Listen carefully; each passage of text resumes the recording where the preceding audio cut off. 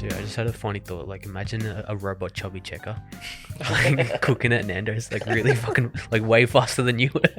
No, that'd actually be a good idea, because if you've got a fat ass robot, Just call it chubby checker. then when you bumped into him, you just bump into a cushion, so he wouldn't cut you with his fucking blade arms. Dude, imagine if the chubby checker robot was just the Michelin man. Which is like AI. Yeah. And he's just cooking really fast. Yeah. 3, 2, 1. And we're live, boys. So welcome to Hanging with Hardcore, episode number 15. Today's topic is all about understanding hard work. And we watched this video, this TikTok by Steve Harvey, who's talking about what hard work is. And in that video, he was talking about how if you slept 8 hours a day, then you were classified as not working hard enough, because the successful people actually don't sleep 8 hours a day. Rich people don't sleep 8 hours a day. That's a third of your life. It ain't but 24 hours in a day. You cannot be sleep 8 hours a day. You can't live in LA and wake up at 8 o'clock in the morning. It's 11 o'clock on the East Coast. The stock market been open 2 hours. They already making decisions about your life, and your ass was asleep. So we thought that was an interesting topic of conversation, and which is why we wanted to talk about what hard work is and understanding what hard work is. So what do you boys think hard work is? Steve Harvey, you're a crock of shit. That stuff's just so outdated, man. Like, people used to say that like 10 years ago, you know, like, and even Arnold Schwarzenegger used to say it as well. You know what he's saying? Sleep faster. He's only doing that for marketing purposes, you know, to pump his brand. Yeah. You know, but it seems like Steve Harvey's pretty serious about it. You know, the way he's pumping up the crowd and all of that you can't sleep 8 hours. But, you know, what we're going to talk about today is, like, hard work, understanding what hard work actually is. It's quite a complicated topic with a lot of nuances. And someone that we like to refer to is Naval Ravikant, because we think he's one of the smartest minds that we've ever come across, especially on the internet. And he's got some great points about hard work. So we'll be summarizing a lot of like what he says and just breaking it down in like a simple way to understand. But yeah, like the thing is, like, when you're working so hard, right, you do need to have hard work, but eventually it's about having great judgment. So, you know, if Steve Harvey's saying, you know, sleep less, you know, less than 8 hours, but then you're going to lose your judgment. You won't be able to perform as well. You won't be able to make the right decisions, and you're going to start making a lot of mistakes. So in this world, it really comes down to a combination of hard work and judgment. But I would argue longer term, judgment is actually more important and it's more sustainable, because humans, we don't actually want to really work extremely hard our whole entire life. Like, you know, like when we're talking to our parents and stuff like that, they don't have it in them anymore, you know, to really work hard.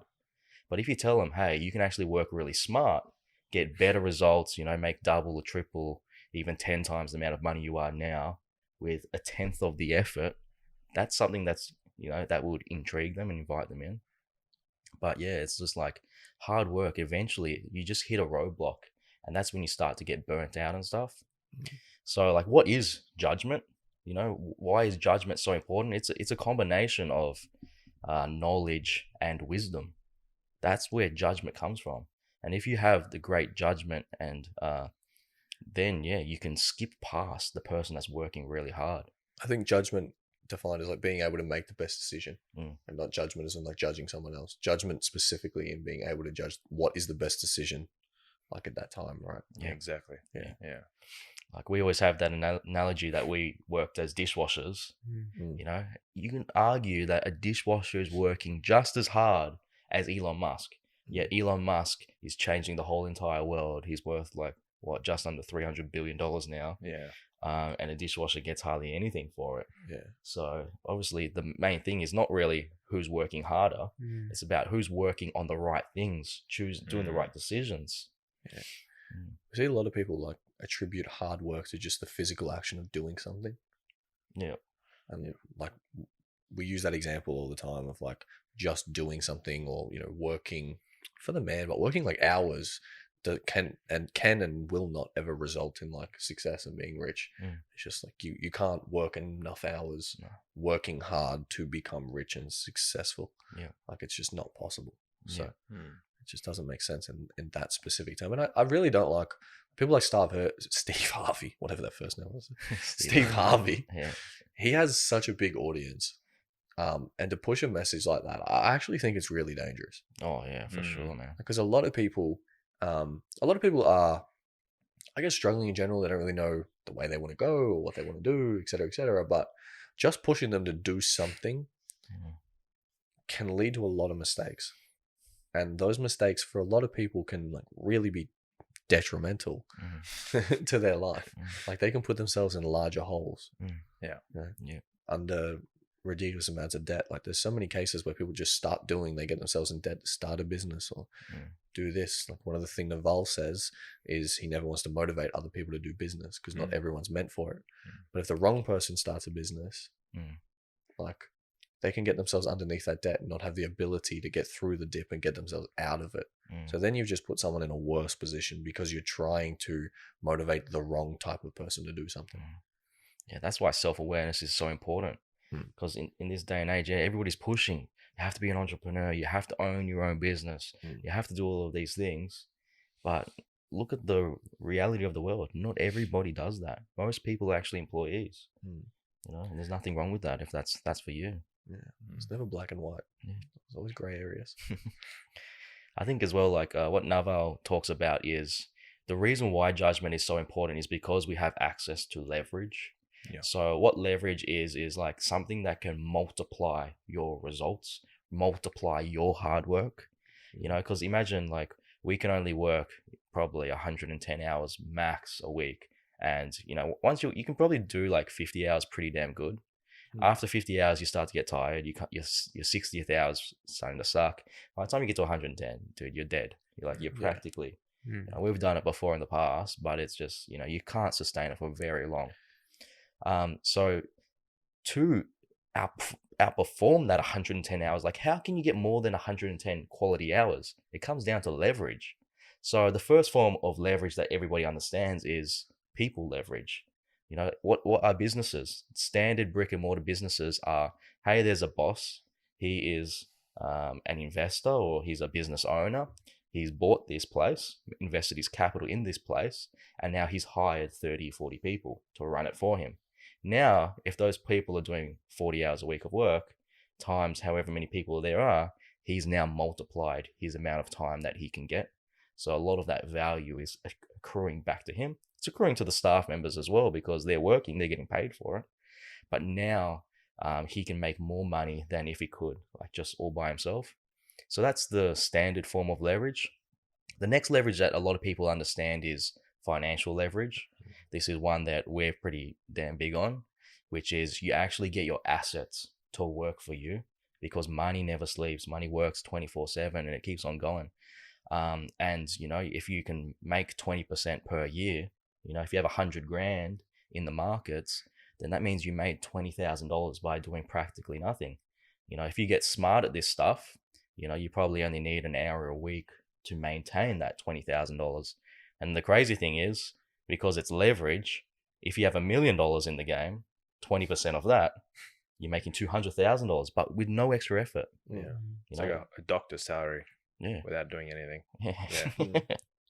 Plus you got that time now. Yeah, for sure. It's crazy like how it works. And then the last one that people don't really know about is probably the leverage of code. You know, we're living in this age of technology. We can write code, and with that code, it can do things for us. So like as an example, just imagine you had a newspaper back in the day. A newspaper, you print it once. You do use machine leverage, which is very similar to code leverage. Machines are printing out that work because if you wrote it by hand, you could, but it would just take way too long. It's not possible to pump out something in 24 hours. You'd be doing 10 newspapers a day. People used to do calligraphy back in the day, so that would take so many hours just to do like one page. Now you got like typing and it's instant. So that the form of code leverage is now, instead of them having to print this stuff, they can just put it in one file on the internet and it's on the internet in the form of code forever. Mm. You know, and you can go back to it, and you know you're not going to lose the newspaper, and it's very easy to search now because it has searchability. Where newspaper, you have to scroll through it. You know, or you have to have a recommendation. Hey, go to page 48 and look at paragraph 4. You know, it just doesn't make any sense. So we can have code leverage. I think a good example of code leverage is like a platform like YouTube. Yeah. You don't necessarily have to code your own YouTube for you to put out content online. YouTube already exists, which is why it is that huge leverage of code where someone's already built that platform for you. And you can actually put your video on YouTube and it could potentially be seen by millions of people. Imagine us trying to have this conversation with, you know, we only have 110 subscribers and it's quite a lot of people, right? Imagine us having to have this conversation with each person 110 times. That is not scalable because that's taking up so much of our time. We just put this content on YouTube and then those 110 people can access that same information at the same time. So you're getting your message out to 110 people instantly through leverage of code. Yeah. And then more in the future. So it's like a virtual real estate in a way. Yeah. We've just got this building that we've created now, and it's just going to keep on paying us rent. Not actually money, but in terms of value, helping others, helping everybody every single week. Absolutely. Yeah. So yeah, that's a really good one because it's just not possible to have. And it was literally one of our key reasons of starting this podcast. We were under the pump. And, you know, to a certain degree, it was getting a little bit frustrating. We do love to help, but it was getting overwhelming. Maybe overwhelming is the better word for it. Yeah. Well, there's just too much talking. Yeah. You know? Like repeating the same thing over and over again. Well, it's not like we love doing this and helping as many people as possible. And that's like one of the points of why we do this is our voices ourselves. We can only get to so many people a day. So I was like, and we do all of that for free, just like we do this. It's like we can only, like, if we have, the most we probably do is like 4, 5, 6 meetings a day. And that's like the 6th, like if you're the person who's getting the 6th meeting for the day, I'm sorry, I'm not at my best. Nowhere near. But if you get to listen to this, it's at my best. It's at our best. You get to get the best information, you know, and you get to hear it in the best way possible. Have you guys heard of the psychology of, you know, if you're going to a court meeting, you should not have your court meeting after lunch? Because the mood of the judge is a lot lower because he's been drained for so long.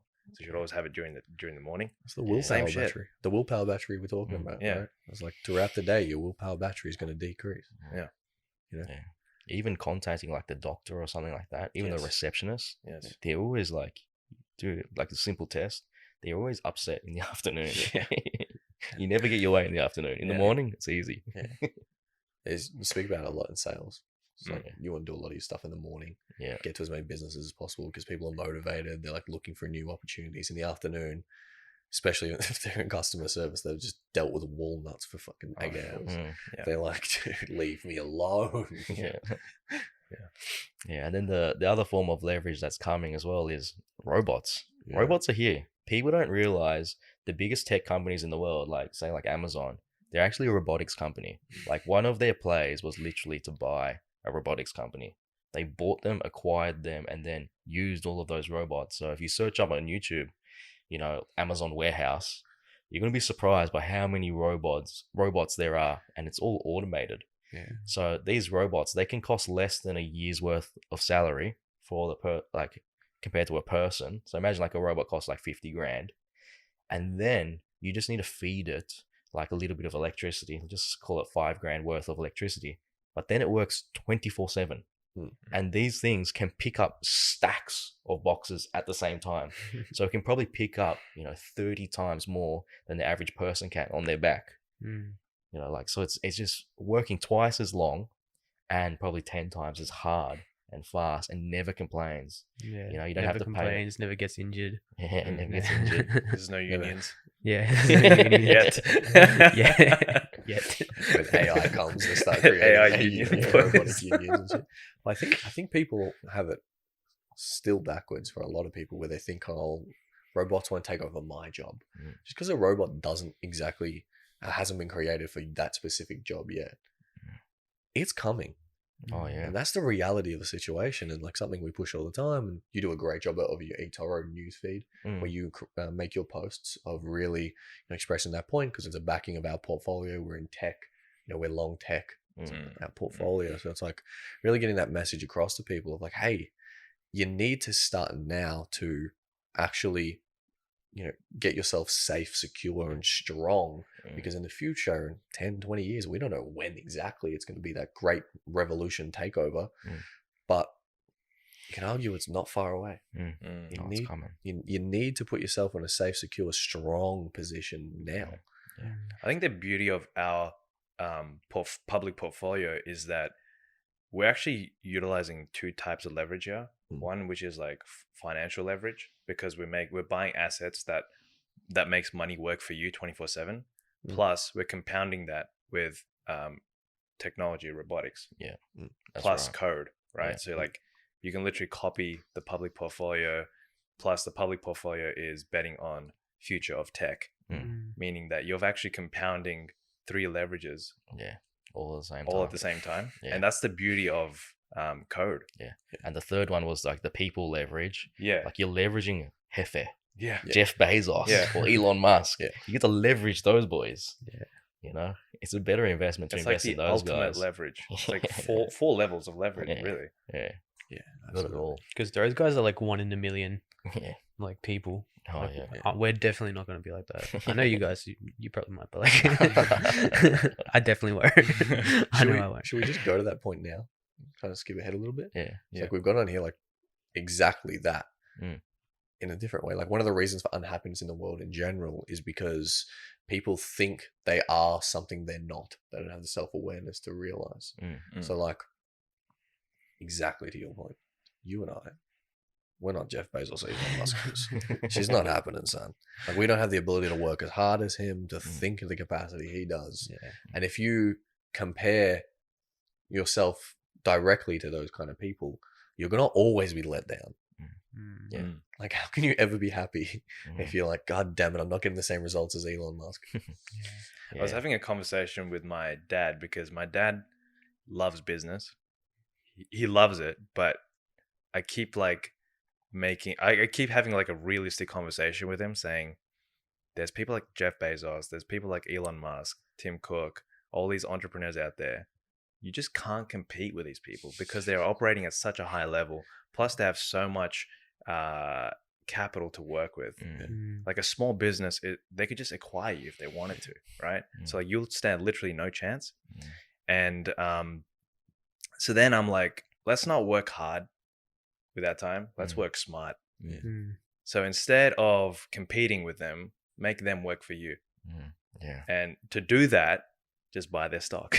Literally make them work for you. Like when we buy Amazon, Jeff Bezos is working for us because we have ownership of Amazon. That's what a stock is, right? Cop that Jefe. Jeff Bezos works for us 4 boys. Yeah. That's crazy to think about. And that comes with leverage, like code leverage, financial leverage, right? But the thing is, I tell that to my dad, he invests. Now he's like, what do I do with my time? And that's the predicament most people are in when it comes to like working smart. They don't know what to do with their time. The thing is, it's actually very simple. Don't compete with these boys or girls, right? Boys or girls. They're just Great save. just make them work for you. That's the world we live in. Yeah, that's the thing with business, because it's always like you can make money, but eventually you have to be always on the edge of adopting the next thing. And you have to have that innovation there. And it's very hard. Like you got to put in that much hard work to always be there. Otherwise you'll get disrupted by one of the big guys.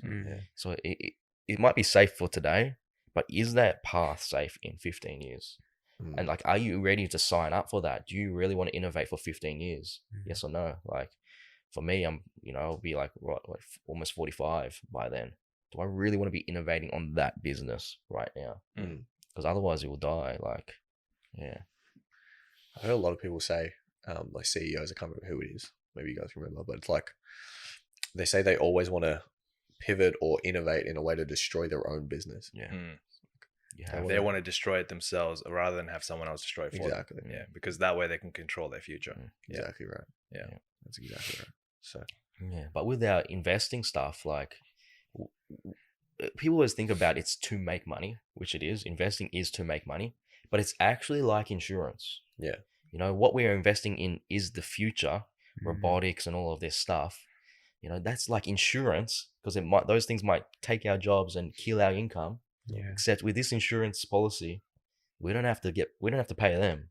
They pay us. Mhm. Yeah. Hefe pays us. Yeah. You know, and our life is safe. Uncle Hefe. Yeah. Good old Uncle Hefe. Hefe pays us. Yeah, You can't get a better deal. Yeah. no, Like exactly really, right. it's so safe, and we get paid. Yeah. Dude, every morning I wake up and I'm just think, fuck, Hefe works for us. It's a crazy thought, man. That's true, man. It's Yeah. very true.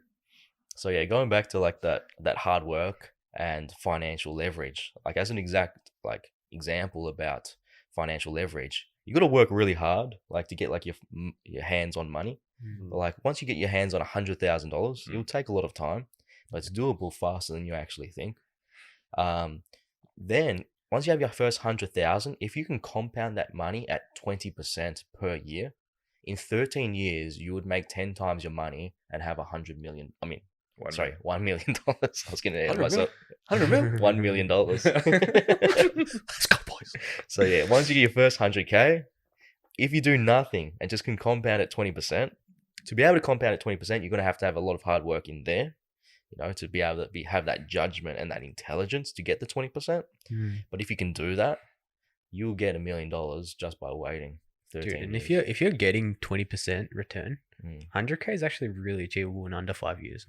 Oh If yeah, you're getting 20% Yeah. return, Yeah. it's very achievable. How much were you saving in the early days, like a year? yeah. I was working at Nando's for minimum wage, or just above $20 an hour for. It was actually 21 for the store manager, and I was working 70 hours a week. I was getting paid roughly $1,400 on average per week. Is this after tax? Now, after tax, 1,000. Okay. So 1,400 after tax, around 1,000 ish. It would always be different because our hours would go up and down, but around 1,000. And then bills were so low because we were living in the little dump in Springvale. Yeah. You know, the granny flat where the windows wouldn't even shut. There was no heater. There was no aircon. You know. No insulation, and we had holes in the walls and in the roof. No We had stove. termites, and Yeah. you accidentally knock on the thing, you just get dust in your face. Like, Yeah. what the hell? And yeah, we're living literally in that, and the bill, like with bills included, everything, internet, it was only $100 a week. Mm. You know, and it sucked, and you know, people would make fun of me because I lived in the worst place possible. But because I did that, it's $100 there. Then food and everything. Once I account for every single bill, it only cost me like $450 a week living out of home. So every week, no matter what, I was saving at least $500 Mm. every single week, more than 50%. Yeah, 50% after And- tax. And you did that for a while, yeah? Yeah, 3 years. So that got me 75,000. With that money also invested, within 3 years, I had the first 100K. 3 years, Mm. people. Yeah. 3 years. And majority of situations, you're probably earning more. Right. But does your lifestyle mirror what Dylan was just talking about there? Yeah. Like, did you actually sacrifice is actually a big part of getting that first 100K? We'll probably get into it when we talk about the personal finance stuff a little bit more, but it's really, really, really necessary. That was just judgment. Mm. You know, people made fun of me where I live. People made fun of me because of my scooter. Costed $4,000 secondhand. You know, petrol $1 a day because the tank's only 7 liters. These are the things that got me ahead. Mm. These are the things. I think I was a bit more fortunate. I was still able to save like 100K, about 6 figures under. Yeah, roughly like About 3 3 years. 3 yeah. years as well. I was a bit more fortunate though because I was able to stay home. I had your guidance too. So I was staying at home, so I had like no expenses. Mum and dad pretty much covered everything. And then I was actually working in disability care, which is like pretty high paying. Mm. So Yeah. I was able to save a lot of money Oh yeah. and You invest a got lot. 100K in what, like a year and a half? Yeah. So what were you saving as a percentage of your income? It was at least like, I reckon I was saving like 1.2K. A week? Yeah, That's amazing. So what were you because I was earning? working 2 jobs as well. What were you earning? So I recognized like because I was earning like because I was working 2 jobs, I was working like 2.5k. Mm. Yeah, a week. She's on the 100,000, boys, just from disability care. But that's But the yeah, beautiful because thing. I recognize like even with your guidance, like you were telling me that because I was staying at home and I Mm. had so much like so much luxury. Yeah. I was able to recognize that if I get another job Mm. and work really hard Mm. Yeah, for during that sure. time, Yeah. like I can actually save a lot in a short amount of time. And where are you now? You're months away from leaving work. Yeah. I think that's a really good Pretty much. story. How old are you, G. G? Huh? How old are you? 23. 23 boys. That's a really good story because like in 1.5 years, and that's again a judgment, right? Yeah. 1.5 years is all the work you really need to do. Yeah. Working what, like 70 hours a week? Yeah. Yeah. Yeah. 70 60, hours 70. a week, 2 jobs. If you're living at home, you got no expenses. You got that luxury of not having to pay the bills. You Mm. should actually like, make the most out of that and then, Yeah. seek another job. Yeah. Increase. So that's where increase your like income. self-awareness is important because I was Dylan's guidance as well made me self-aware that in my position I was able to pick up a second job and actually save a lot of money. Yeah. Mm. A lot of people are unfortunate to do that, but yeah, I guess I was fortunate. But I think that the amazing thing is 1.5 years is all the work you need to set yourself up for the rest of your life. Yeah. I think that's amazing. That's like impressive. Yeah. That's just the Like reality. if you really want to change your life, are you willing to work 1.5 years to do it? Mm.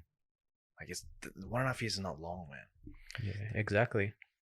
The crazy thing about like being in my position is a lot of people come, asking for help about money. And especially like, obviously our network is younger people, around 20 to maybe late 30s, 40s. But then they get, once they've been helped, then they always want to help out their parents. And then when their parents come, like I see some of the situations they're in, it literally is like to bring on all of that. It's so overwhelming sometimes because you just can't really help them because they can't use the financial leverage as well as we can. So I know a lot of people, they're struggling to retire. They want to retire in like 5 years. They're already like 65 even. They want to retire at 70. But they just got no money there. And what they could have actually done is if they invested that $10,000 at age 20, just imagine how easy it is to make $10,000.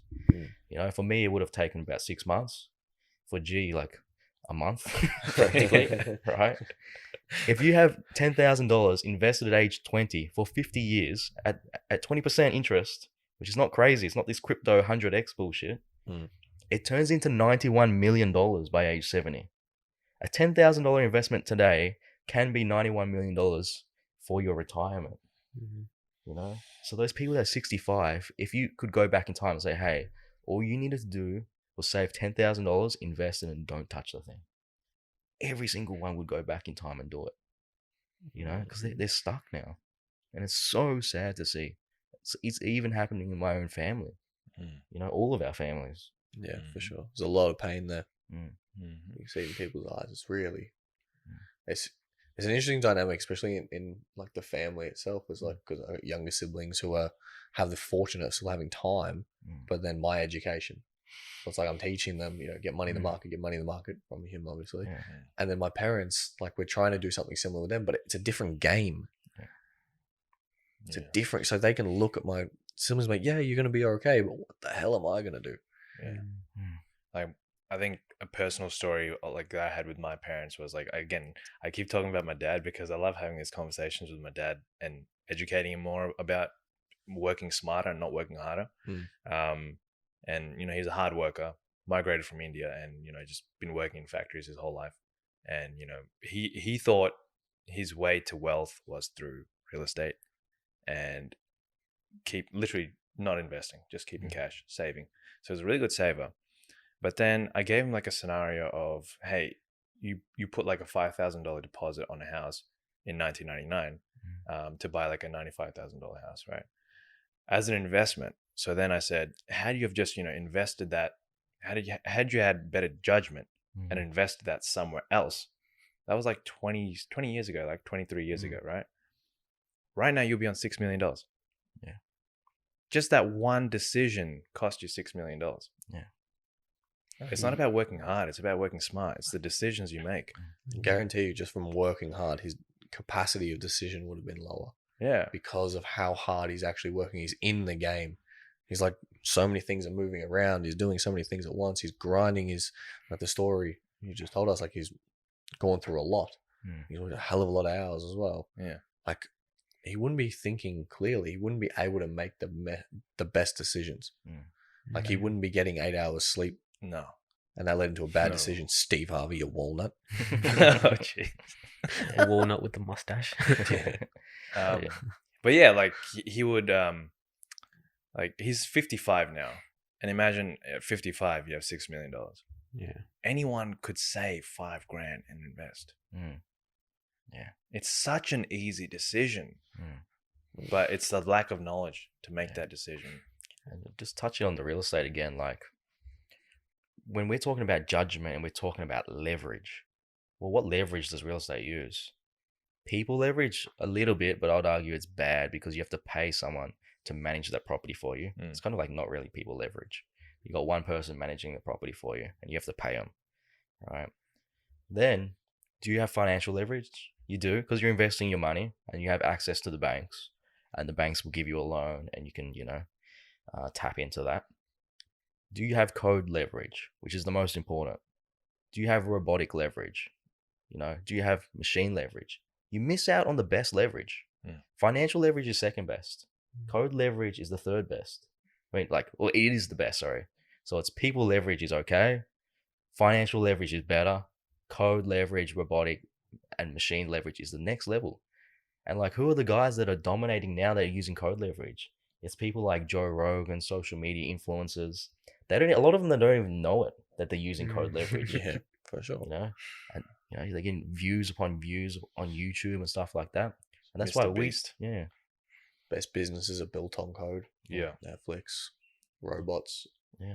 Dude, crypto, Um, man. create- Crypto is fucking community based. Mm. If no one valued it through code, Yeah. we could all, say what we value it by buying it or Yeah. selling it, right?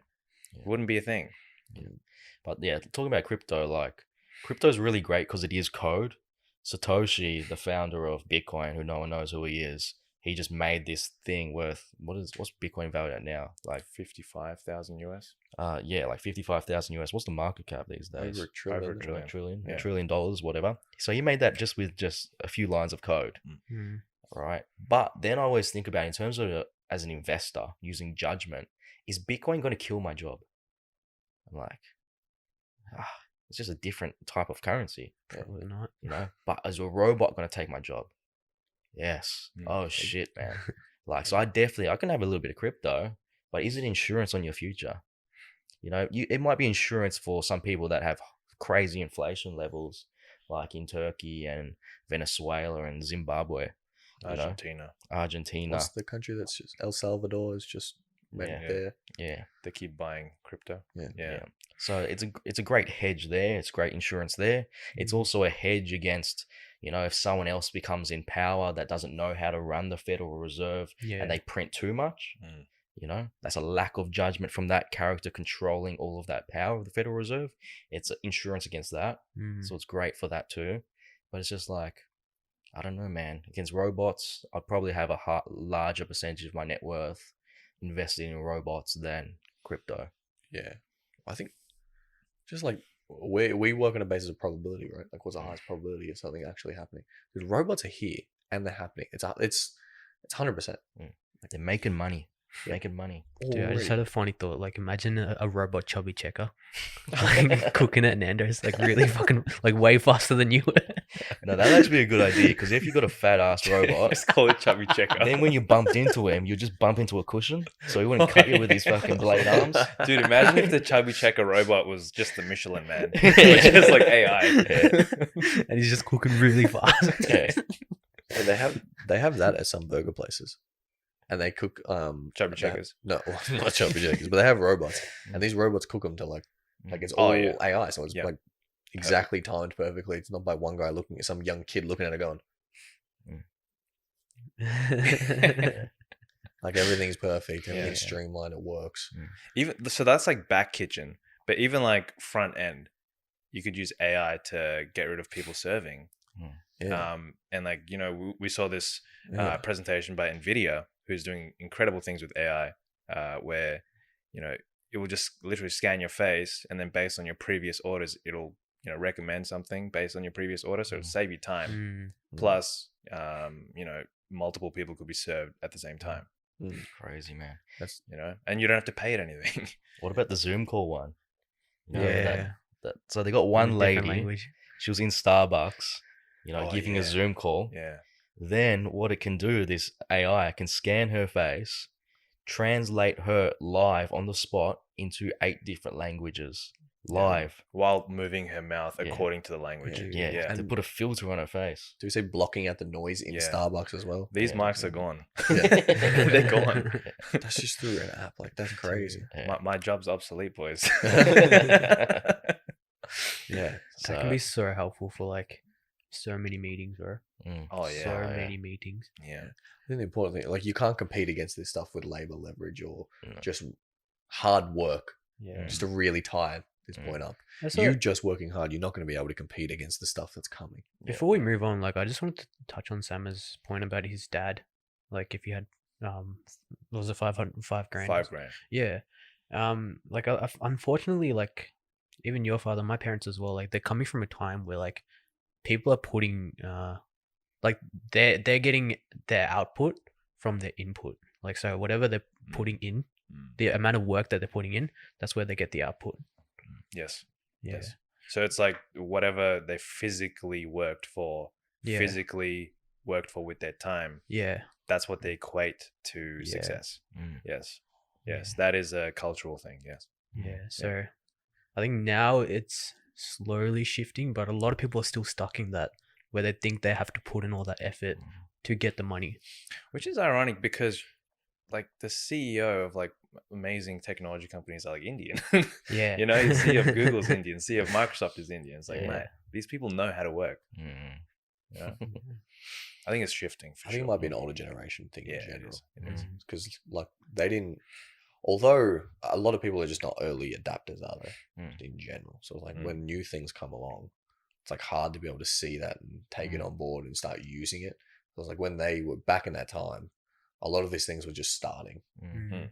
Like code leverage didn't exist back then Mm. in the form that it does today specifically. Mm. And you know, robots, machine probably did the industrial age, but robot like barely. Dude, Like, like it'd be- back then they couldn't they didn't have like investing apps. Like No, dude, you have to call a broker. yeah. And that Dude, guy that would be would've been a standing pain on in the the ass. floor screaming. He's like, oh, I've just put your order in, sir. Give me $25. Yeah. But yeah, like something that is good to work hard on is always yourself, always yeah. your knowledge. Yeah. Because once you have a lot of knowledge, then you can control leverage. You can control people leverage, financial leverage, and the code, robots, and machines.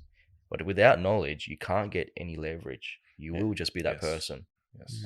Me and Doc have been like researching TikToks, and there's a lot of TikToks where the people are like, "Oh, if you have $1,000, invest into this, invest into this, invest in this." But it's not like that. You should, if you only have $1,000, you should invest into yourself. Yes. Invest into books. Invest into like, probably not courses because you can get on for free online. But you know, invest into your knowledge. Absolutely, 100%. Everyone thinks we live in a world, especially at the moment, where everyone's pumping shit coins, especially on TikTok, where it's like, put this $1,000 in here, and they don't even pay attention to market cap or supply or anything. It's just like, if you put $1,000 here at this price and it went to this price, you'd be a quadrimillionaire. And it's like, well, that's actually not how that works. In hindsight, everything looks amazing. Everything's 2020 in hindsight. Yeah. Try doing it like in the moment. Good Yeah. fucking luck. Yeah. You're not going to catch that shit. And how do wealthy people get wealthy? It's not from getting rich quick. It's from Yeah. compounding net worth at 10%, 20%, whatever it happens to be, for a very long period of time. Yeah, exactly. Rich people get rich by guaranteeing to get rich Yeah, slowly, yeah. but compounding it every People- single year. Yeah. People Yeah. getting rich in these shit coins is like people winning the lotto. It's the exact same thing. Yeah. Give them 5 years, they'll have nothing. Guaranteed. It's not necessarily their fault. They just don't have the education behind it. Mm. It's harder to keep money than to make money. Mm. What's the next point we got here, boys? I think that, yeah, so like society always tells us, and they always value hard work. Like, oh, you need to do a lot of hard work. It seems like it's just become that for the sake of doing hard work. Like, oh, are you working hard? No one says, are you working extremely smart? Are you questioning how hard you're working? Mm. Are you questioning, are you doing the right things to get to where you want to go? So would you say it's like status? Yeah, it becomes status at that point. Yeah. Oh, I'm a guy that does 100 hours of work. Yeah. Yeah, but you want to be a guy that does 10 times more than the guy that's working 100 hours through leverage. Yeah. So what How you're is that saying possible? is we live in a world of Olivias. Yeah. Well, I'm Olivia. I do 100 hours of work. So example is like, you could go out and cut your grass with scissors, but it's going to take that long. You may as well use a machine, which is a lawnmower, and get People it done did that. faster. People actually did that. Shit.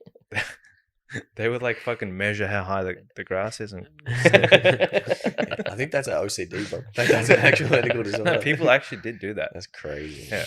It's like being able to say, "Oh, I worked so hard, I did it with scissors." Hmm. That's what. That's just silly. That's who gives a shit? Yeah. The rumor is with Peter Thiel, my mate Peter Thiel down the road. Oh yeah. He normally goes. Uncle Like he Peter. goes fish and chip with him regularly. So Peter Thiel is a multi-billionaire that helped fund PayPal, ran it with Elon Musk, and then he was like the first investor in Facebook. And he just loves technology companies. And he explains it in his book 0 to 1, why technology companies are so powerful. And the rumor is that when you go to pitch to him your idea, he's like, all right, show me your business plan for the next 5 years. And then you show it to him. And he's like, all right, great. Now come back to me tomorrow, or whenever you're ready. Show me how to get that 5 years of work done in 6 months. Yeah. And that allows your mind to think in a creative way. You'll start thinking outside the box and start thinking, how can I apply leverage to this, to get there faster, to think smarter, not necessarily work hard. You're going to work just as hard as the other guy doing it, but you're working on the right things to get you there quicker. I think you apply some principles from the book Essentialism as well. Like what's necessary to actually, like, what's that one domino you can tick over that's going to help the other dominoes tick over? Like what, and that is like a form of leverage. Yeah. One of those leveraged moves you can make that's going to help that multiple grow. Yeah. So it's like, what are the most important things you can actually doing? And in your life, we call it the 80-20 principle. It's like there's certain things that are going to give you better results. So it's like really find those things, and that can be a form of leverage. What 20% of tasks can give you the result of 80%, the rewards of 80%? I make every time I try and say that specific sentence, I mess it up every time. I like how you didn't try. Oh no, I was like, I sidestepped that so quickly. I was waiting to correct you. Exactly. How many times have I messed it up on this podcast? I can't say it properly. I don't know why. Let's go, Doc. Yeah. So a lot of the time, people are just working hard, really hard. They're in the grind. They're in the rat race. It's actually out of fear and anxiety. They're scared if they stop working hard that, they won't be able to afford, food next week because they're living paycheck to paycheck, but maybe if they actually took a step back and they looked at everything that's happening, like, I just find a lot of people that they're working, 50 hours a week, working real hard, but how come you're not doing 10 hours for yourself, to increase your knowledge? So then you can have the ability to apply some leverage. So, if a lot of people are only working at their job, making their boss wealthier, and they're working out of fear and anxiety, then what happens, when we talk about emotional states?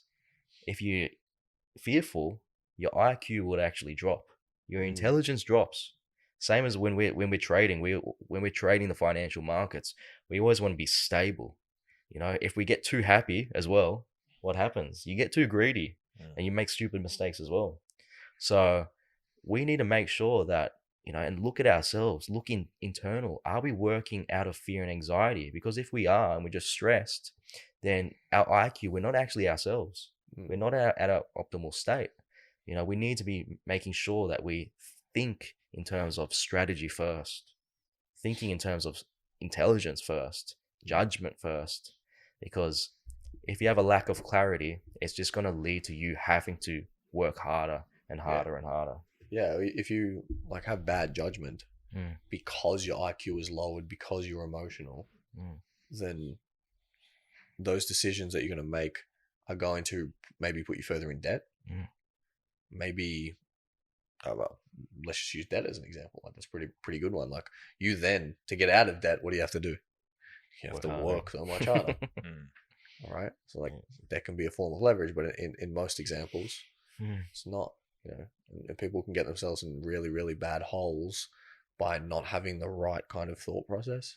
They can buy things that are not necessary. That'll get them into debt and get them into bad positions.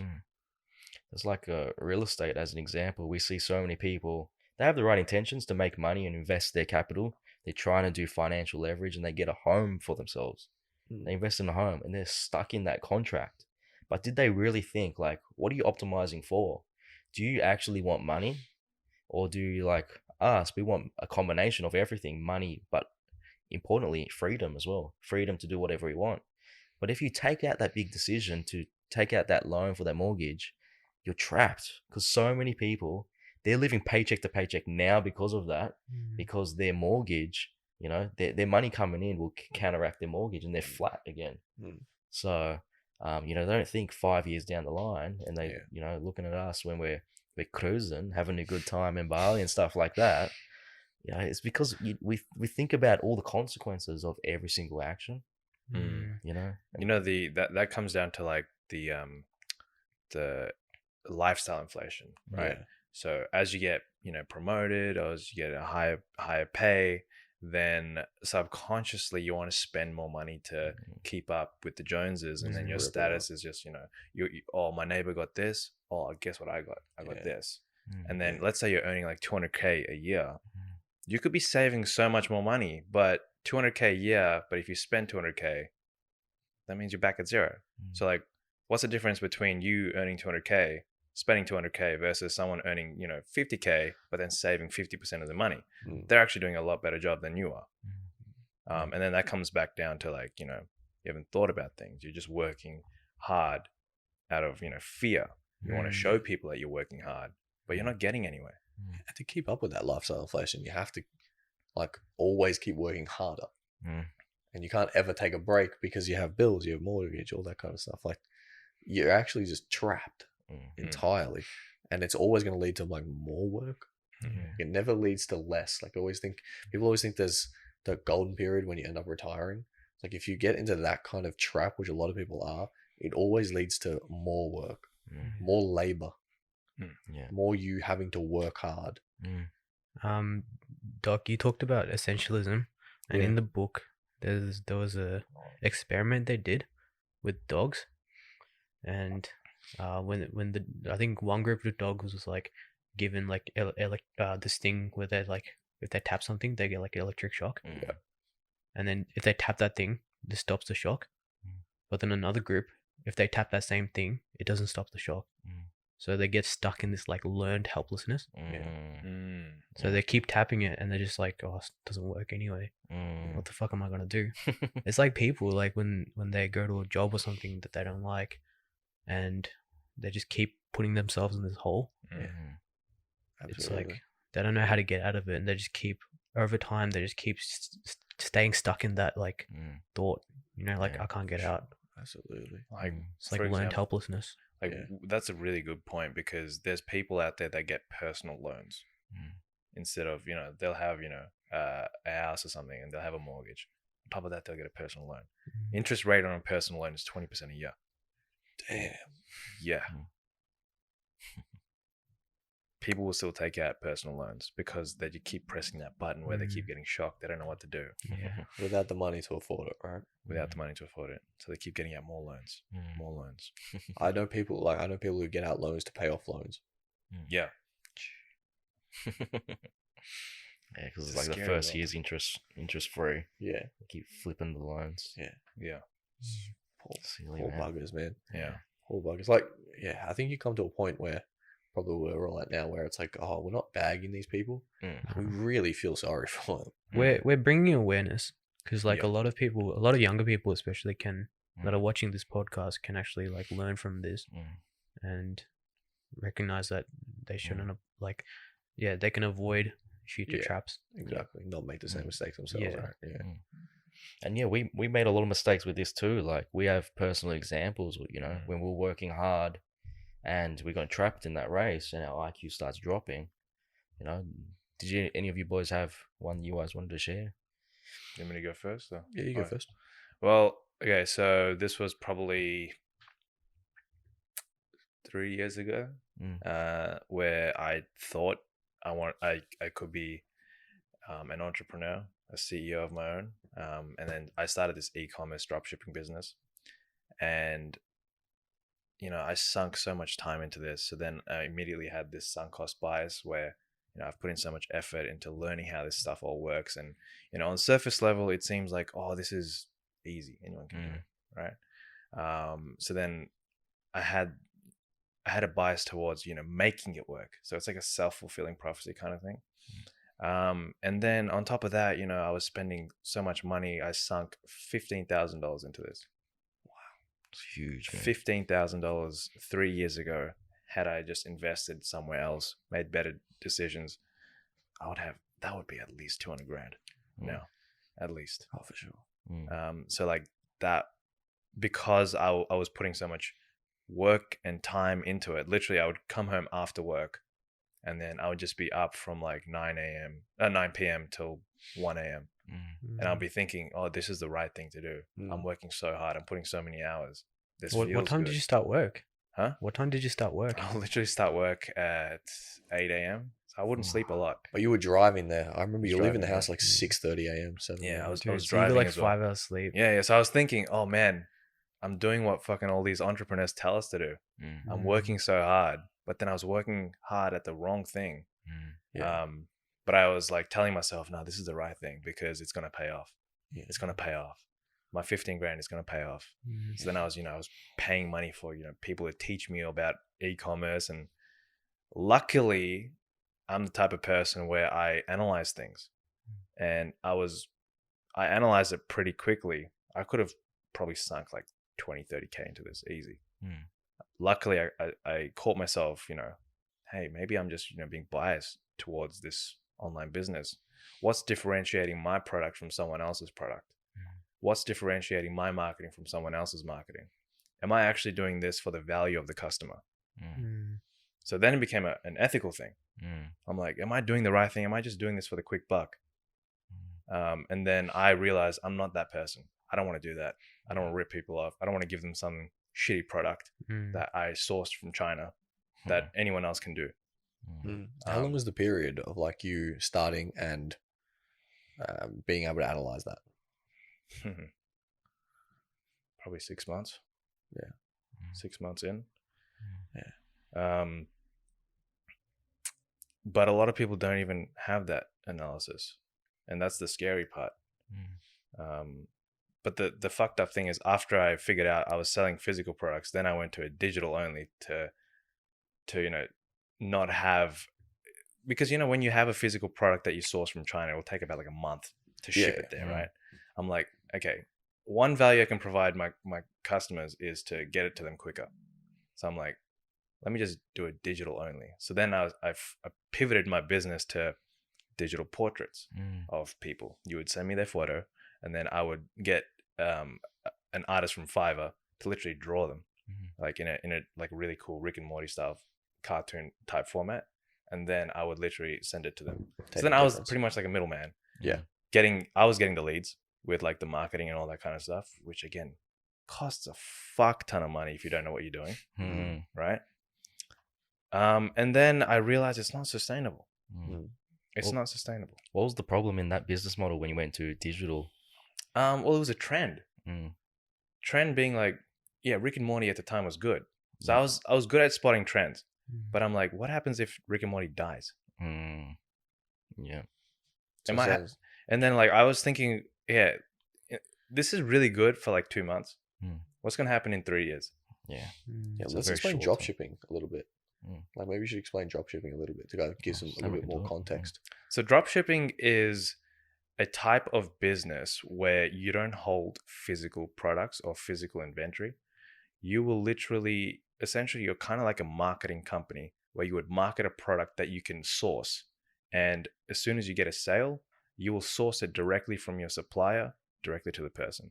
So it's factory to consumer straight away. Yeah. You're the middleman advertising what the factory has to the consumer. Consumer doesn't know that you're sourcing it from a factory. Consumer doesn't know that you didn't make the product yourself. Yeah. That's what dropshipping is. And it's a good model. Let's say that you did design something, but then you have it mass produced in a factory. Instead of you having to actually physically store it yourself, you could get it from the factory that you made it from. But as long as you made a product that people can find valuable, that's the important thing. And you're not following trends like you're saying. I'm not following trends. Because then it's all about competition. Yes. There's no moat there, right? There's no moat. Yeah. There's literally no barriers to entry. Anyone can do this. Yeah. Maybe explain to the audience like what a moat means and barriers to entry, why they're important. Yeah. So a moat is something that will give your business a competitive advantage. What will give your business a competitive? Is it like a brand? Like for example, Apple. Apple makes really expensive phones, but we keep buying them every single year because it's a status. That's their brand moat. Their brand. It's like almost like a fashion symbol now. Yeah. Apple. Another good moat would probably be like maybe technology. Like for example, Tesla. Tesla has autopilot. They probably have the best autopilot system out of every other car company. Yeah, IP, right? IP. So that's their moat. Good luck competing with Tesla. They're the biggest car company in the world. Good luck competing with them. So it's like barrier to entry is harder when you have a competitive advantage.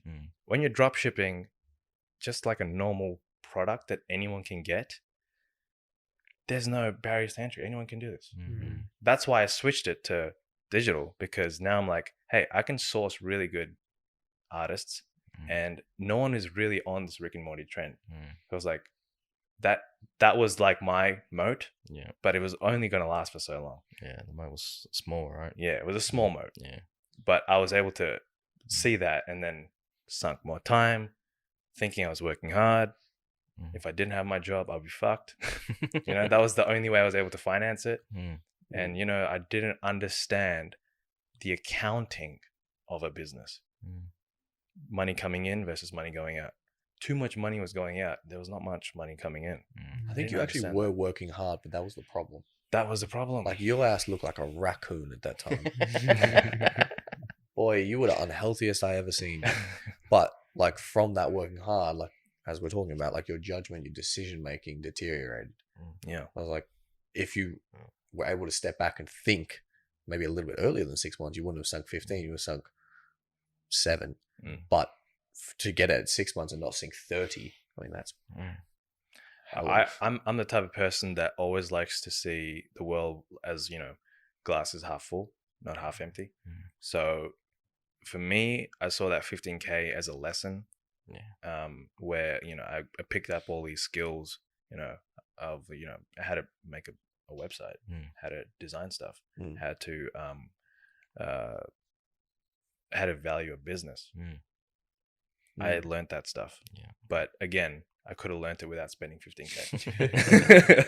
There's a difference there. But luckily, in your case, that 15K that you spent wasn't all your money. No, because that's the trap where it's not. You can fail and keep doing that stuff, but like fail small where it doesn't lead to ultimate failure. Or like failure where it resets you to zero. Like luckily, you probably would have had 100 grand, and then you would have made the 15 grand back in a year by doing nothing anyway. From investments. So it's like you can make these bets, but try to do it in an intelligent way. And it's really great just having investments backing you up. Like 100 grand in investments first, then you use the profit from that to experiment. You were still investing at the time, right? Oh yeah, I had investments. Was there any point where you've had to like take money out of the investments? No. I made a deal to myself. I'm only going to do this from the money I get from a job. So I don't cash out any investments. Yeah, that's smart. That's what I did. Yeah.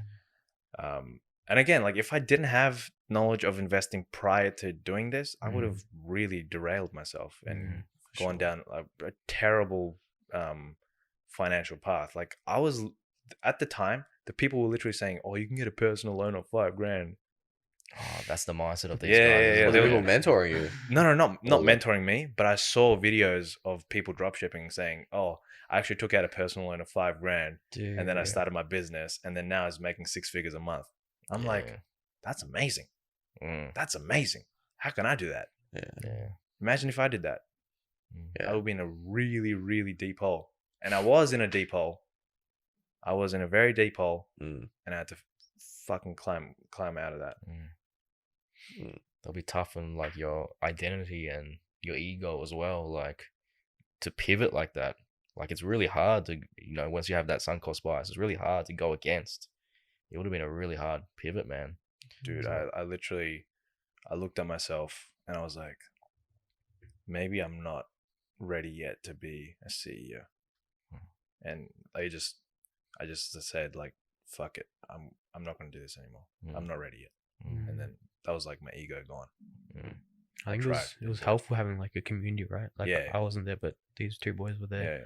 And I'm sure they were like, telling, trying to like, advise you here and there. Like it wasn't. But that was best the idea. problem. They were there, but I didn't consult with them as much as I should Yeah. have. Mm. Because I was so biased towards this one thing. I'm like, I don't want to hear what I don't want to hear. Yeah, I Because these remember- boys would have told me the truth, and I would have been like, "Nah, fuck you guys."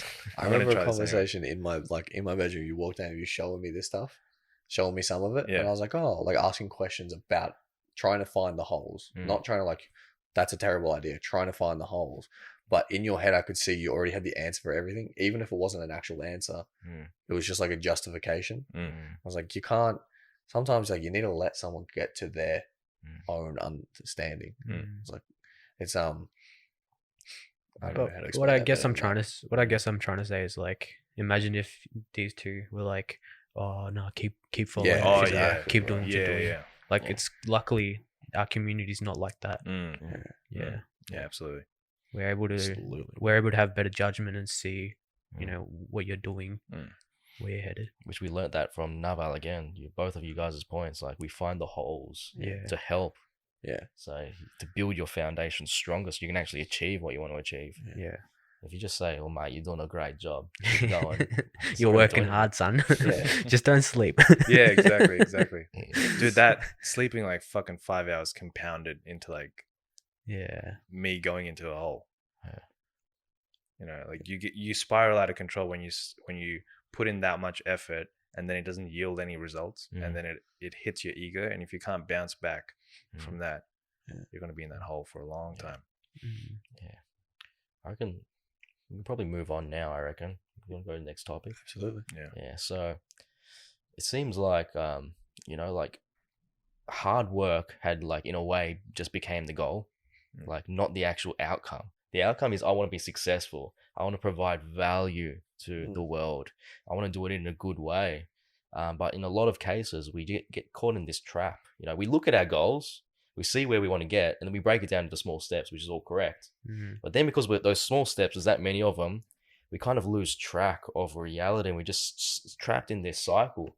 And then we're like, well, we know we need to do a lot of hard work to get to our end result. But then it becomes like hard work is just the thing. We forget about the end result. We forget to reflect every month. Your identity gets wrapped up in just being the person that works hard. Yeah. So again, like to the point 2 points ago, it's all status. Right? Yeah. I'll tell you what, when I was working hard, it felt good. Yeah. That's the problem. You sleep well at night knowing, oh, I worked hard. But Yeah. it's like, what was the actual thing you did today? Yeah. Mm. Like, where was the value? Like, did you actually add value to the world or to yourself? And Yeah. like, was there value? Yeah. Did you move the bottom line of Yeah. the company? Yeah. Or was it just stuck? She was going down, bud. Yeah, literally, it does become a status symbol. Everybody brags about how hard they work. Yeah. Brag about how much value you're adding every week. Yeah, You know? absolutely. Brag about that. And like another example of this is what Naval talks about as well is people start competing even with meditation. Meditation's all about relaxing and doing it for your spiritual self, not your ego. Mm. As soon as you start saying, how many hours did you meditate for this week? Oh, you did 2. I did 4. You know, it's a whole straight away you can see it's ego. Yeah. You know, it's such a Western approach to it. It defeats the whole purpose of meditation. It's a capitalist approach. So yeah, it's not about like just working for the sake of working. Like, do the actual thing. The meaning of meditation is to get an outcome. Do it for the outcome. Don't do it for the hard work. Meditation is the best example. It's just you in your head by yourself. It's like you just thinking, doing your own thing. Yeah. Why is there any need for competition? And imagine that guy Augustus when he meditates. He's just like, man, I'm working harder than anyone else. I'm meditating. I'm doing nothing harder than anybody else. Dude, he meditates on Doing live so hard stream. now, boys. He meditates on live stream with like a thing behind him saying, "I'm working hard." Imagine he like goes on Twitch and starts meditating. Yeah. Well, at least he's doing code leverage then. Oh, Augustus got us. Damn it. We're all right then. It's code leverage, boys. Dude, at that point, it's just a guy closing his eyes and sitting down. Dude, there's actually that shit works though sometimes. Like you seen that one girl who studies on Twitch? Just Oh, all yeah. day, all she does is that's study. Yeah. That's It's a ripper. sick. It's funny because there's a comedian named Bo Burnham, and in his comedy special Inside, he's got a song called "That Funny Feeling," and the first line of the song is "Stunning 8K resolution meditation app." And it's like, that's so ironic. It's like, why do you need such a fucking beautiful app? Yeah.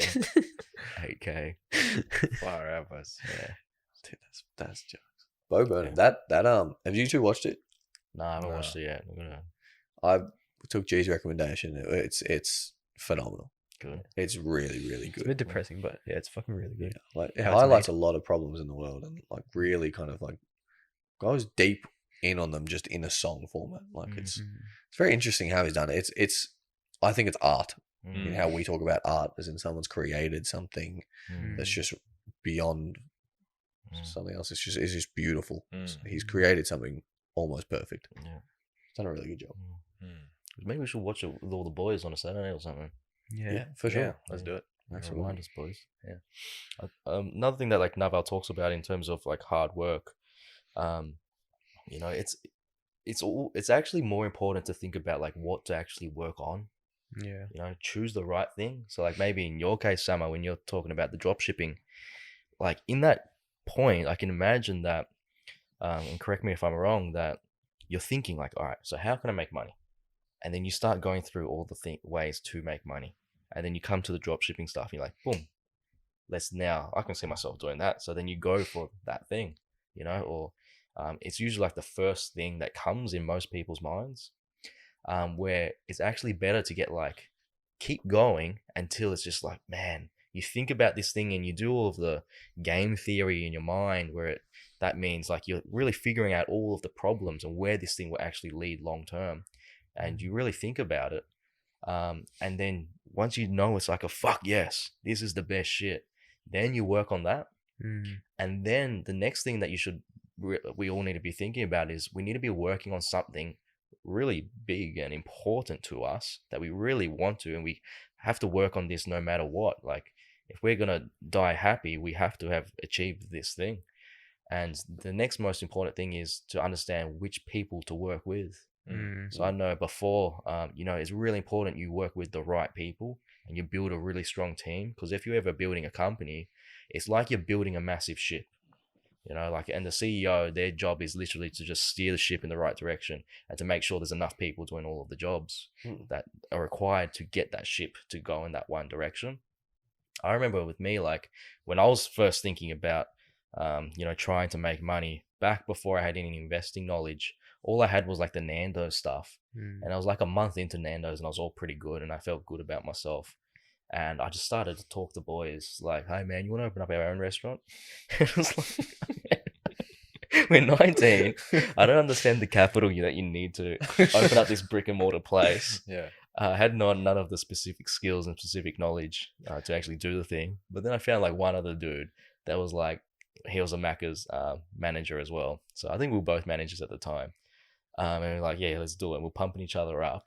And like, I didn't even, you know, poor guy, he was in Augustus. I was in Augustus too at the time as well, so we were both. But like we organized the first meeting. He was so pumped up, he never even arrived. What? You never arrived at the first meeting? Yeah. Oh my god! It was just me, boys. Wait, how did that even work? Wait, you just Maybe text him or message him on we were Facebook? calling and stuff, and we were all pumped up. And like, you sure you're dead serious? He's like, yeah, man, trust me, I'm one of the guys that I'm a go getter. I'm gonna do it. I'm a man of my word. And then Augustus never rocks up. What if? Fuck. What if he did the game theory Yeah, and he was like, "Man, this is not gonna work," Yeah. and he never came? yeah, nah, he's not that smart. That was honestly, yeah, nah. This is an Australian way to answer a question. Yeah, nah. Yeah. So like the problem that is happening in society right now is like, imagine like if we come to you guys like with a new business idea or whatever, if your friend comes, it's actually more important to say no. Yeah. You have to say yes to the right things Mm. and do it with the right people. The proper shit. That's the frustrating thing as well. Because even when I was growing up, I thought you had to say yes to everything. Yeah. You can say no. You're Yeah. supposed to say no to more things. Yeah. I mean, it can be hard when you're young, like when you're Oh, really yeah. young, because you don't know the world. Mm. But like, once you get older, you Yeah. don't keep saying yes to everything. Yeah, a very, Especially like, before you like, especially when you're at work, like Mm. you think you have to like do everything for your boss, and then you got like a family to look after, and you got to hang out with your friends. Like, how do you say yes to everything? yeah.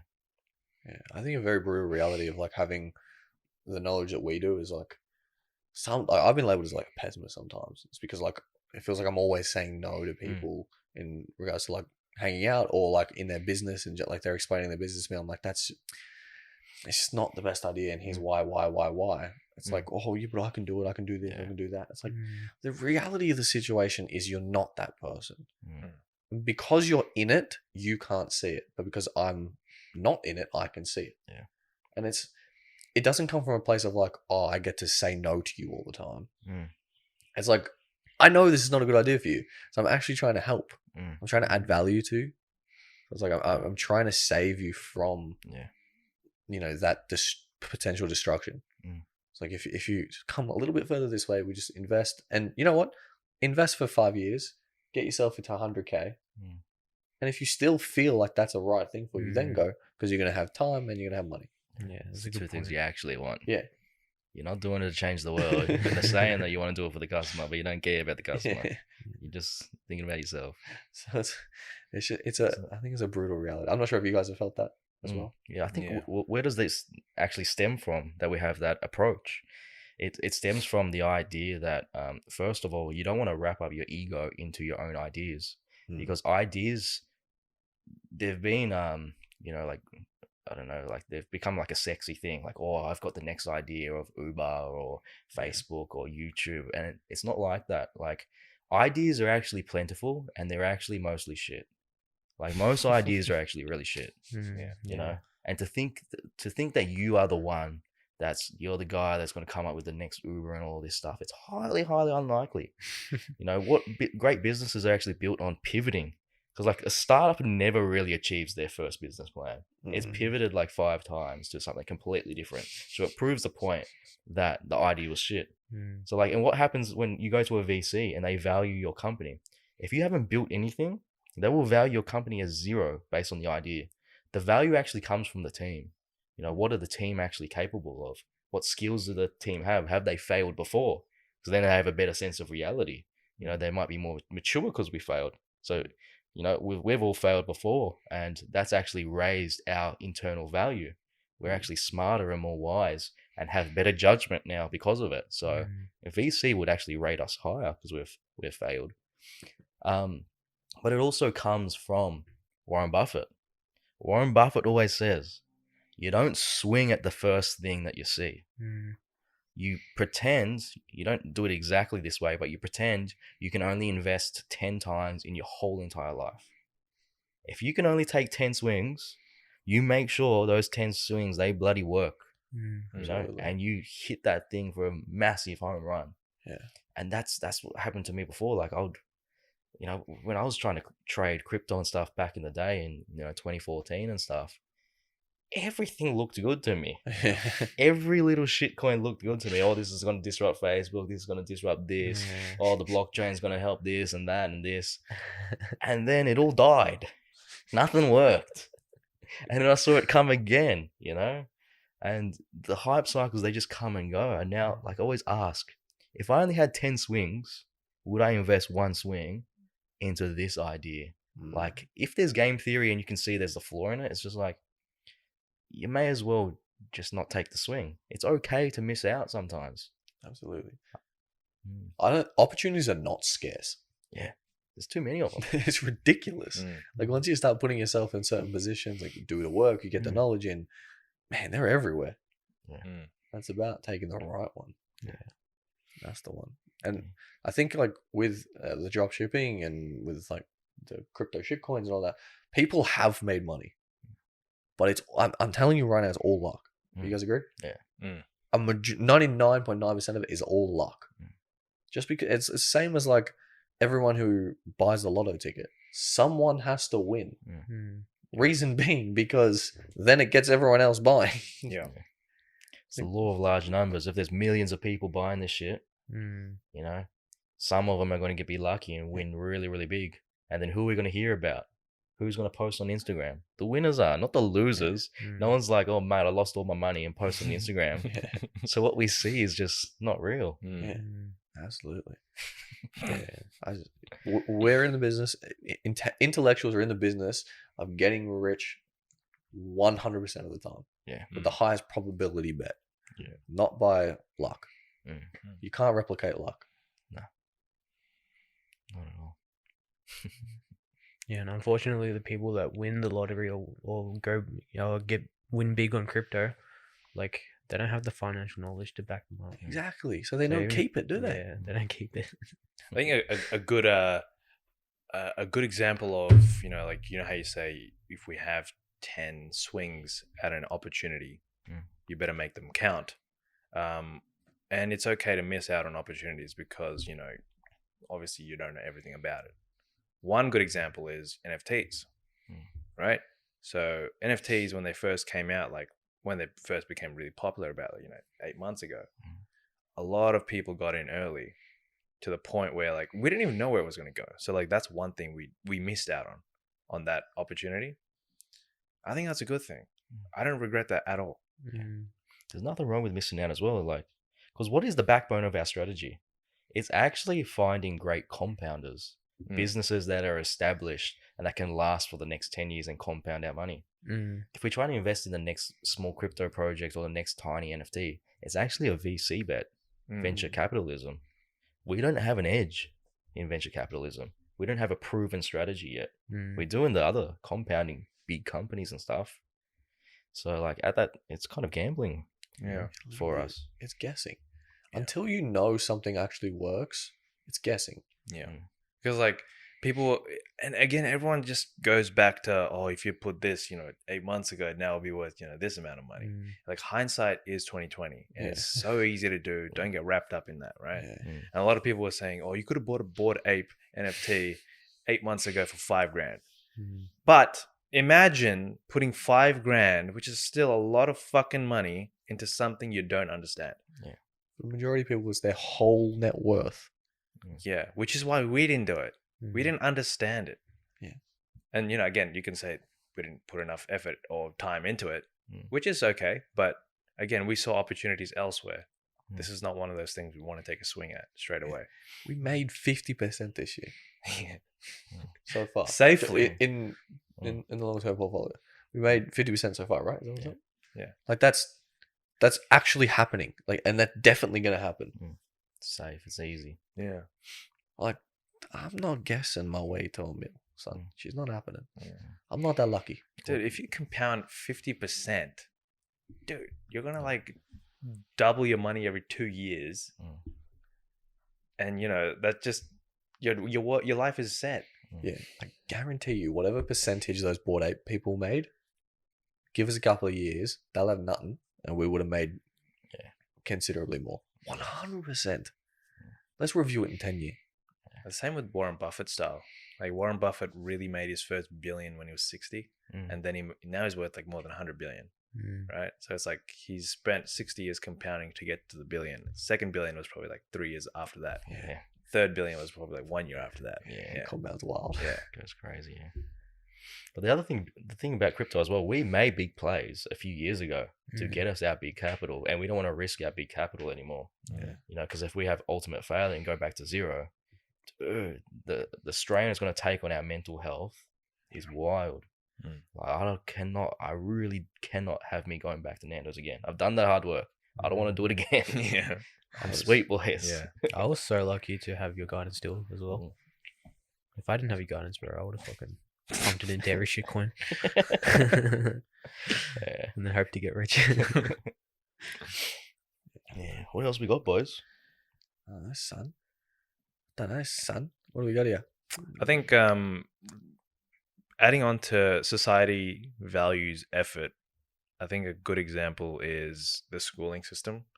The schooling system where, like, I personally did this, where, like, you know, as an engineer, you have to know a lot about physics, you have to know a lot about maths. And in school, they would literally make us memorize formulas. And that was like the effort. Oh, this guy knows this formula by heart. This guy knows how to apply this formula. But the reality is, dude, when I went to work in the real world, I'd Google. I had calculators. I did not need to use those formulas that I spent so much mental energy saving into my brain ever. Yeah. Like, why do I need to remember that stuff? I have Google. That's like the difference in working smart and working hard.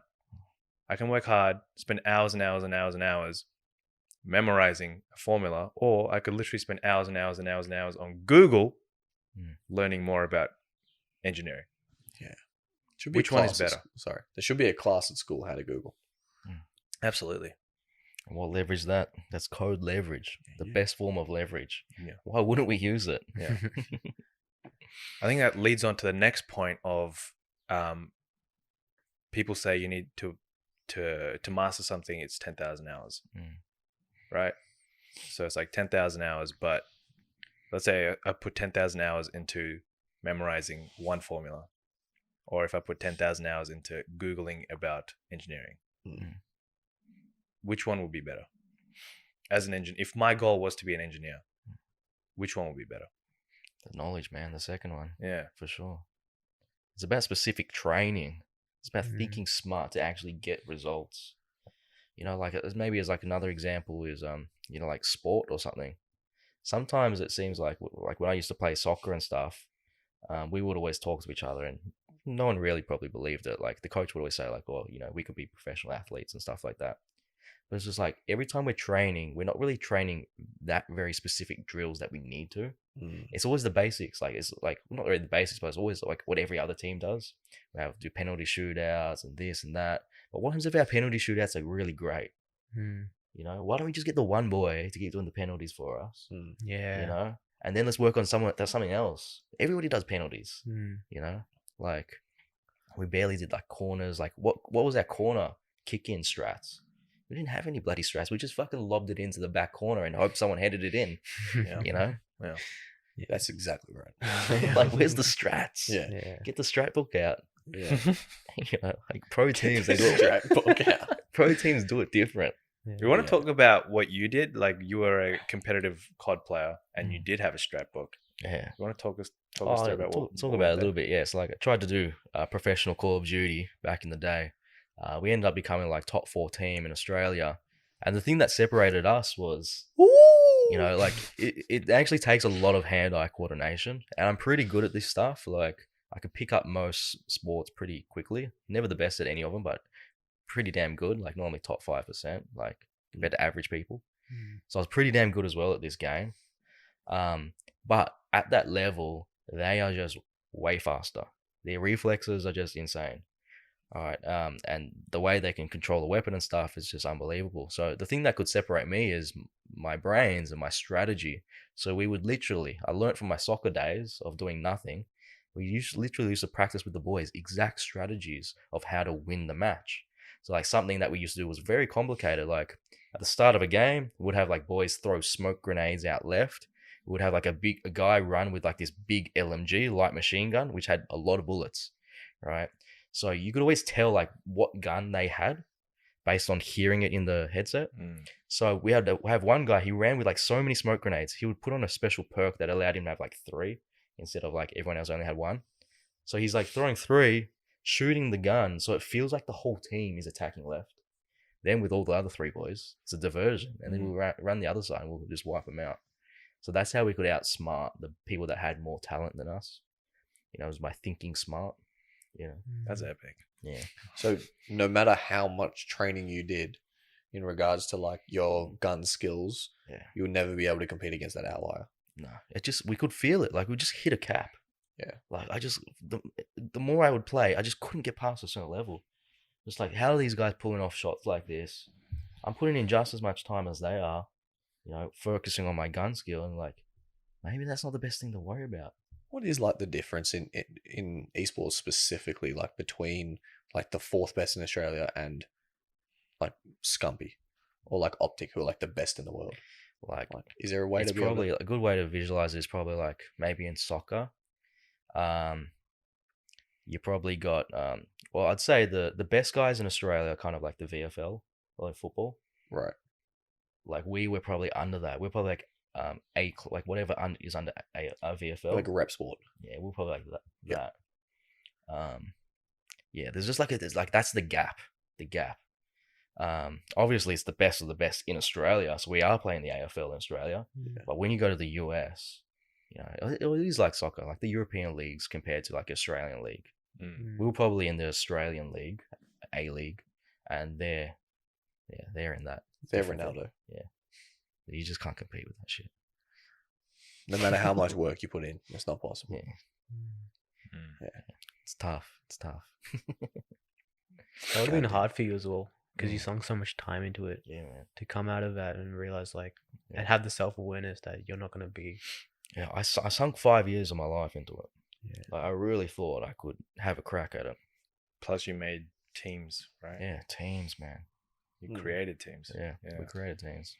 That would have been your entire identity at one point. Oh, it was. Yeah. It was, for sure. Yeah, you guys were. I remember, like, you were telling me stories where you guys would literally take a train to Sydney, Yeah, we would. and then you guys would only get paid like $20 or something. Yeah. Let's go. It's Good crazy, man. And yeah, Sam Rayner, he actually drove us once because we were all so poor. None of us had cars or anything. And yeah, he drove us the whole way. Wow. That's crazy. Good old times. Rainer. Yeah. And then, yeah, what else we got, boys? I think leading on kind of that point, like those who are efficient are demonized. It's like if you are more efficient and have to work less hours to get more value out, like you're like a bad person because you're not sweating and grinding and you know, you don't look like a raccoon all the time. Like if you're not seen as working hard as hell, then it's like you're just, I don't know, you're just lazy. It's like if you can use your intelligence and think smart to be able to make a higher value play, why not use it? Why not do that? That's talking about you got financial capital, which is our tool that we use, and then you have mental capital as well. Because if we work too hard now in the position we're at, and we use up our mental capital, then we lose our judgment. If we lose our judgment, we can lose our money. Yeah. So like we actually don't want to work too hard. We want to have time off. You got to have that self-awareness to understand where's your IQ at and when does it start dropping because you're working too much. In trading, there's the thing of over trading, right? Yeah. Like you trying to just over trade and continue to trade to get the win back, Like every time you do that, you're losing willpower, you're getting more emotional, so your judgment is lowering because your IQ lowers, and you just compound your losses. That's a good one. What's the saying for us traders? We say sometimes the best thing to do, which is probably 90% of the time, is just sit on your hands. Yeah. Do nothing. Don't touch it. Yeah. Don't touch. Some people got diamond hands, we got butt hands. We got stinky hands. You need to clean yourself. Yeah, bro. I know, bro. Bro, you need to have a shower, bro. I'm sweet. I'm good, boys. There's another concept about hard work, and like if you're one of those people that are saying like, hey, I want to really work hard on this thing and I'm just struggling to do hard work, maybe it's actually you've chosen the wrong thing deep down. Like you're working on something that is not actually aligning with your why. It could be your why, and maybe you need to do more meditating on the idea to connect why am I actually doing this and align yourself back. But a lot of the time, if you're someone that says, oh, I just can't work hard on this thing, it's actually because it's not your passion. It's actually because it's not something that you really want to work on. Because if you really desire something and you really want to go out and get it, you can hear it. Like you will go out and do it. Yeah. You know, if you really want to play video games, it's not like you're going to struggle to play video games. If you really love surfing, it's not like you're going to struggle. If you really want money because of this business, it's not going to be hard for you to work on that business. Yeah. Because you want the money. Like Naval was saying in the podcast, people that if people want to do something, they'll figure it out. Yeah. If they're asking how can I figure it out Yeah. to other people, they don't really care. Yeah, they don't care. Yeah. They don't really want it. Yeah, but if they really do want it, they will go out and figure it out. Yeah. Especially during this time, like you have Google and YouTube. Yeah. I see a problem all the time where people, they have the right intentions to learn from experience, you know, to go out and I want to learn about whatever it happens to be. But they're getting a job in that field, which is great. But they're coming into it the mindset that I can only learn knowledge from that experience. Not, hey, I want to find that highest quality person in that field on the internet. Because you won't know the A-class player, you know, based in Melbourne, Australia. It's highly unlikely that they're here. You got to find the best people on the internet and learn from them. Go out and get it.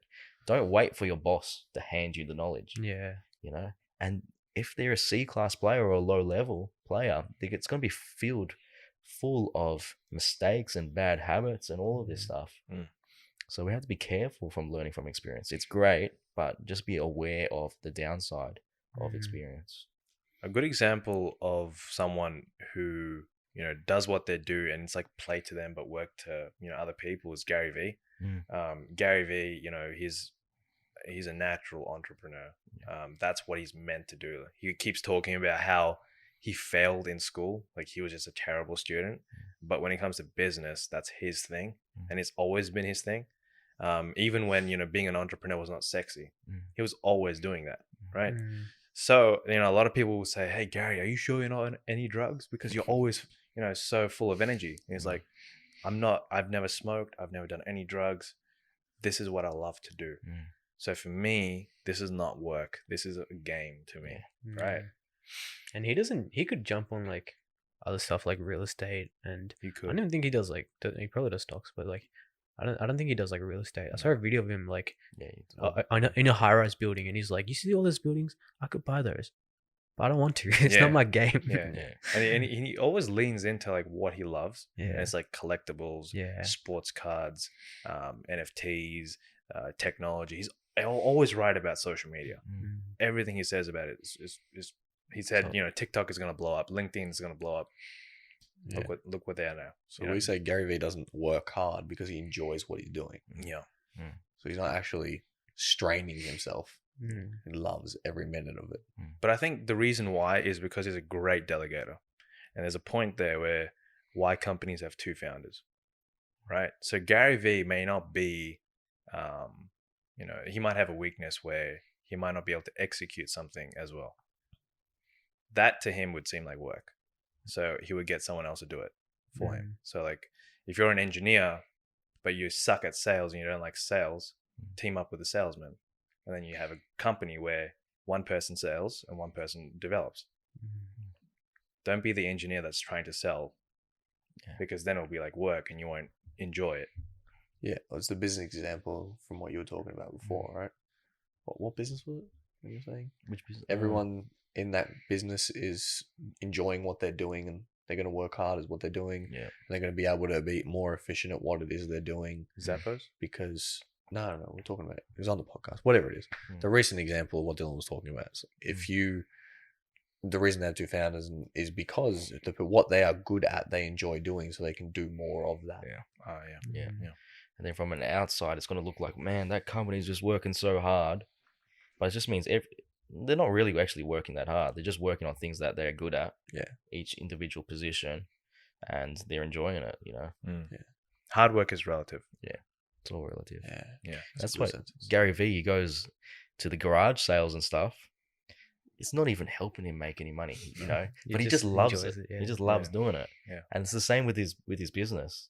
He just loves doing it. So, you know, the money is just a byproduct. And he's always documenting it too. Yeah. Puts that on YouTube. Gets Yeah. so much views for that. Gary Vee. I think the important thing about Gary Vee is he's doing all these plays so that his overarching goal is to buy the jets. So anything he does, he always thinks, is this going to help me buy the jets in the future? And if it doesn't, he won't do it. And he's like the type of person that he really loves this, right? He really finds this as a game. He's put so much money, like he's lost out on so many deals on purpose because that's not his style. He could have probably bought the jets by now, but he chooses not to. I reckon he likes the grind so much. He's Yeah. talking about sabotaging himself because he just likes doing it. He all loves the time. it. Yeah. So it's pretty funny. Should we start wrapping it up, boys? Yeah, Wrap her up, absolutely. son. I think just one thing to touch on is like, you know, hard work is definitely super important, but just always have that mindset to understand you got to have some intelligence in there and good judgment at the same time. It's actually a combination of both. And if you think about it in terms of your timeline, if you're just beginning, it's going to skew more towards the hard work. But once you got capital, it actually starts skewing more towards thinking smart. You know? Because you got to be able to compound your money through the different forms of leverages that we spoke about. And the other thing is, like, if you're starting this thing out, you know, you're going to want to say yes to everything, but it's about choosing what to work on and who to work with. And the famous saying that we like to talk about is, we stole it from a Chinese proverb, which is, the man who chases 2 rabbits actually catches none. So we just got to remember that one, boys. I got nothing to add to that. Clip. Let's go, boys. All right. I guess on that note, let's wrap it up here, boys. Thank you guys for watching Hanging with Hardcore episode number 15.